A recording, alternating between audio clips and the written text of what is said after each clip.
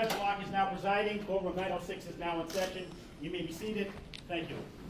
For the record, calling number 10 on today's list, the Commonwealth versus Aaron Hernandez on docket 2014-10417. Mr. Hernandez is present in court, represented by his attorneys, Mr. James Sultan and Mr. Charles Rankin. Representing the Commonwealth are Assistant District Attorneys Patrick Hagan and Teresa Anderson. Good morning. Good afternoon, Your Honor. This matter appears to the list for setting of the tracking order. Good afternoon, Your Honor. All right, good afternoon, counsel. Mr. Rankin, Mr. Sultan, as I understand it, you appeared here May 28 at arraignment with a limited appearance, and today you are filing a full appearance. Is that correct? That's correct, Your Honor. All right, that is received, and thank you. Your Honor, Mr. Hernandez's handcuffs be removed for our session this afternoon. Officers, any concern? There is none, Your Honor. Very good, please. Thank you, Your Honor.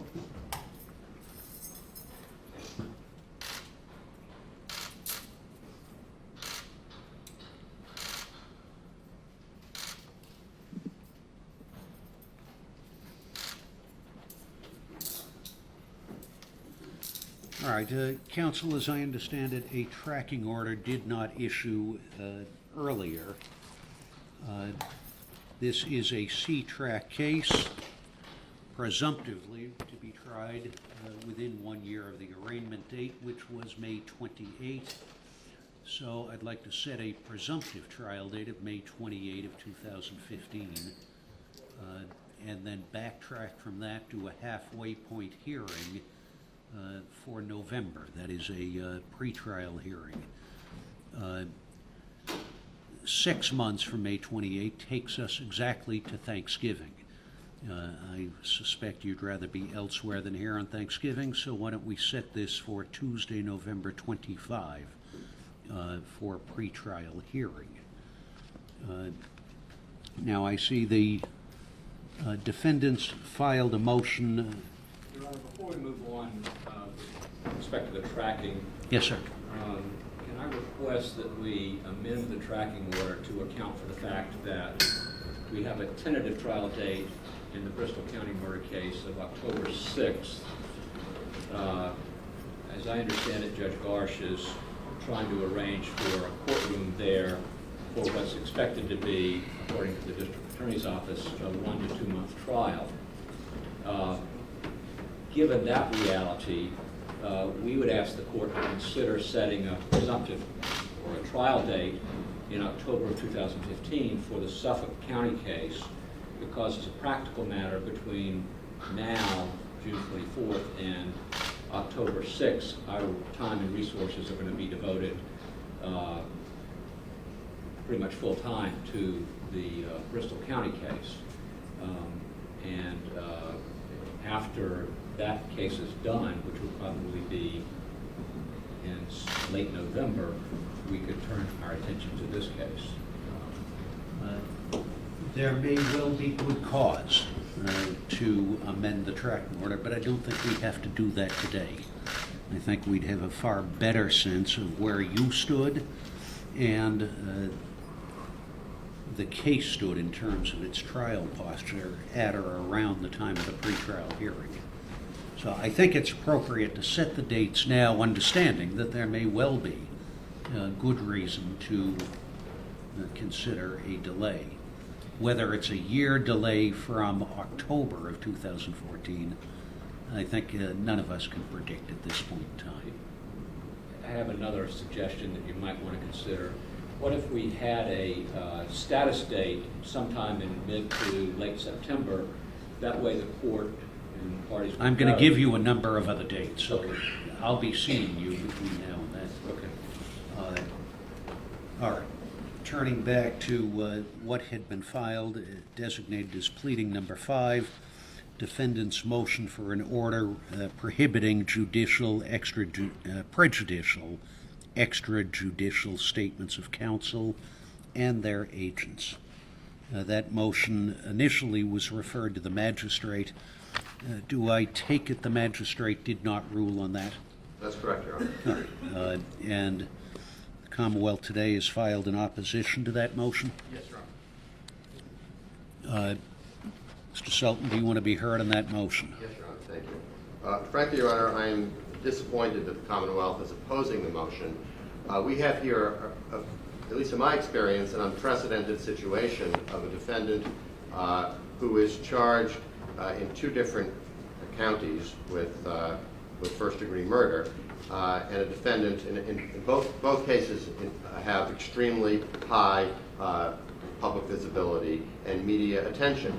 And to me, the situation presents really an extraordinary and almost unique challenge to everybody involved in the case. And I think it's incumbent upon all of us, and by all of us I mean the Commonwealth as the prosecution, the defense, and the court, to do whatever it can to safeguard Mr. Hernandez's constitutional right to a fair trial and a jury that has not been poisoned by unfairly prejudicial pretrial publicity.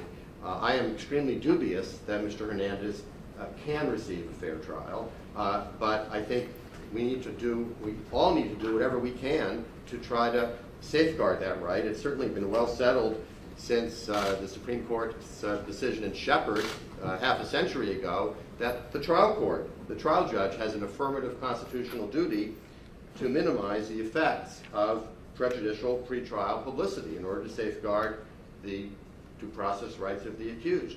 Now, Judge Garsh, in the Bristol case, heard several arguments on this matter, and ultimately, in February of this year, entered an extremely specific, detailed order that applies equally to both sides, which is completely fair, and basically prohibits either side from making statements outside the courtroom, which are likely to be disseminated and potentially poison the jury pool. Her order was justified and explained in a lengthy memorandum. It was ultimately upheld by Justice Duffley as single justice, and that has effectively stopped the flow of unfair prejudicial publicity from the DA's office.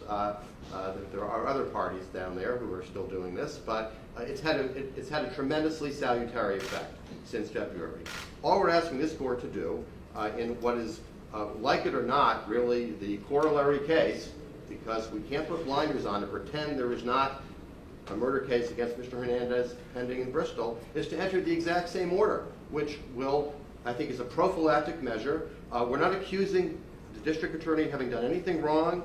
I have the ultimate greatest respect for Mr. Hagan as a prosecutor, but let's be prophylactic, let's be careful, let's safeguard the situation and do what we can to, everything we can to preserve Mr. Hernandez's right to a fair trial. Do it in an even-handed way, do it in a way that Judge Garsh has already ordered down there. Let's enter the same order up here, and everybody can just refrain from making those extrajudicial comments, refrain from press conferences, litigate the case in court, let's have a trial, let a jury decide. That's all we're asking for, and frankly, I don't understand why the Commonwealth would be objecting to it. Let's hear. Thank you Mr. very much, Hagan. Your Honor. Good afternoon. Your Honor, the Commonwealth suggests that the strict, burdensome order being requested by defense counsel in this case at this point is unnecessary, unreasonable, unwarranted, and I suggest in this courthouse, in this county, quite frankly, unprecedented. Both in the filings at the arraignment, Your Honor, and today, counsel has suggested to this court that because of Mr. Hernandez's celebrity or public figure status and the publicity that this case has received, that Mr. Hernandez should not be held to the rules of this court, to the custom and practice of the court, and the rules of professional conduct. What you have here, Your Honor, is a suggestion that this court, this county, is not used to handling high-profile cases. It's quite the contrary to reality and experience. This court, I know, Your Honor, is well aware that this court has heard numerous cases of high publicity. Recent publicity was surrounding the Philip Markoff Craigslist killer, as well as the Mattapan massacre, Clark Rockefeller. This court, this county, and in particular this prosecution is well used to handling high publicity cases. And this prosecutor's office has always had the most strict adherence to the rules of professional conduct. Mr. Sultan is suggesting that we should change the typical procedures and rules and impose these strict requirements. And he cites as support for this Judge Garsh's order. But there are some salient points the court should consider in reviewing that argument by Mr. Sultan. First, Justice Garsh, after a full hearing with the parties, agreed with the Commonwealth's position here today. She agreed that the professional rules of conduct, specifically rules 3.6 and 3.8, were absolutely sufficient to ensure that there would be no unduly prejudicial extrajudicial statements made by any party. She denied counsel's motion. There are two important facts that happened following that led to her ultimate allowance of the motion that is exactly the same as that before the court today. First, within a month of her hearing where she denied the motion, but again advised counsel that they needed to be vigilant in making sure that there were no extrajudicial prejudicial statements, within a month there was a release of information relative to a football player named Michael Pouncey. There were also additional media reports that were traced to law enforcement sources. It was a result of that violation of her admonition to follow the rules of professional conduct that she reconsidered and ultimately heard a renewed motion by Mr. Sultan, Mr. Rankin, to impose this very strict order on pretrial publicity. Subsequent as well, in that hearing, counsel for the Commonwealth agreed to 5 out of the 8 paragraphs of the proposed order. And it was only at that point that Justice Garsh, on those two very distinguishable different points, found it necessary and appropriate to impose the restrictions of what is essentially a gag order. And importantly, when it was reviewed by Justice Duffley in the Supreme Judicial Court, Justice Duffley grasped upon that point. She indicated that the 211.3 was not allowed on behalf of the Commonwealth due to the fact that there were other measures and remedies that they had at their disposal, including motions to reconsider. Justice Duffley also found that it was not an abuse of Justice Garsh's discretion to allow that motion under the circumstances. So the Commonwealth's primary point, Your Honor, is that there are two completely different situations. They're not the same. The Commonwealth has done nothing, as Mr. Sultan, Mr. Rankin conceded, done nothing to violate the ethical rules, the rules of professional conduct, nor has the Commonwealth made any extrajudicial, prejudicial statements that have now come out to potentially affect Mr. Hernandez's right to a fair trial. Based upon those facts, Your Honor, the Commonwealth suggests that this motion should be denied. Can I respond briefly, Your Honor, please? Let me just say a couple of things. First, I disagree the Commonwealth has not made any extrajudicial statements that prejudice Mr. Hernandez. The district attorney held a press conference when the indictments were returned. He held another press conference on the day of arraignment. I maintain those are extrajudicial statements that poison the potential jury pool, and we're trying to put a stop to it, number one. Number two. Well, is the issue holding a press conference, or is it what is said? Well, it's what is said, Your Honor, of course. It's not just the fact of holding a press conference. It's making prejudicial statements that are basically generated for media consumption. I mean, that which has nothing to do with what we're trying to do in a courtroom. Frankly, Your Honor, I don't give a whit about custom and practice. I care about protecting my client's constitutional rights to a fair trial. And custom and practice, frankly, is the worst excuse I've ever heard of for not entering an order to protect my client's constitutional rights. And so, Your Honor, there are lots of people involved in this prosecution. There are lots of police officers. There are all kinds of people. We can wait for something to poison the well further and then say, okay, well, now we're going to come down and tell everybody don't do it again. Or we can be prophylactic. We can do what makes sense, which is neither side can make extrajudicial statements about the case. Period. We're not hamstringing the press. They'll print whatever they want to print. This is not directed at the press, as Justice Duffley pointed out. This is not directed at anybody other than the parties. And the court has an obligation to safeguard Mr. Hernandez's right to a fair trial. It's going to be hard enough for him to get a fair trial. So let's safeguard his rights. That's all we're asking for. All right. Well, and that is ultimately what Rule 3.6 and 3.8 are designed to do. Whether they're adequate in the context of this matter is something I'll consider. I'm going to take the motion under advisement together with the opposition, and I'll issue a ruling in that regard. Now, where do we stand on the case? Commonwealth, with regard to discovery, what is the status of discovery? Your Honor, I'm pleased to report that the status of discovery is that discovery is almost complete. The Commonwealth, as of a week after the arraignment, provided ultimately 272 items of discovery, approximately 10,000 bait stamp pages of discovery. Discovery is essentially complete. There are a couple of outstanding issues that I could cite to the court at sidebar if necessary, but we do expect to have discovery fully completed within the next 30 days.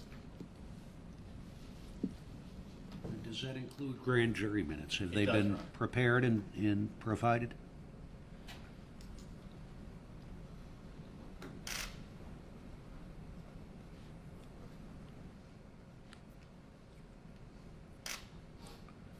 As I understand it, in the Bristol County case, there were some search warrants at issue. Those searches, do they touch on the Suffolk case at all? No, Your Honor. Mr. Rankin, Mr. Sultan, with regard to the discovery you have received, where do you stand? It's on a hard drive that has not yet been opened. We got it on or about June 6th, and we haven't looked at it. We've been working on the Bristol case. Do you have any motions you intend to file in the next 30 days in this case? No, we would anticipate filing motions after the Bristol case is tried, if it's tried in October. Well, don't consider this case suspended until October. I don't think that's the right approach. Mr. Hagan, you say in 30 days you would expect to have all discovery provided. Yes, Your Honor. I think what would be appropriate is to set a date perhaps 6 weeks out or thereabouts, so that you can make your final provision of discovery. Mr. Rankin, Mr. Sultan, you at least can have some opportunity to see what you have and identify things that you think you ought to have. But I don't want to have things in disform not even looked at until October. Where are we today? Folks, how would you look early August? August 5, 7, 12, or 14? All of those are fine, Your Honor.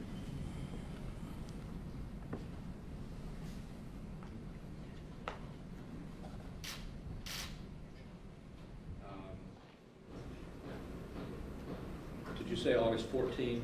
I did. That's fine.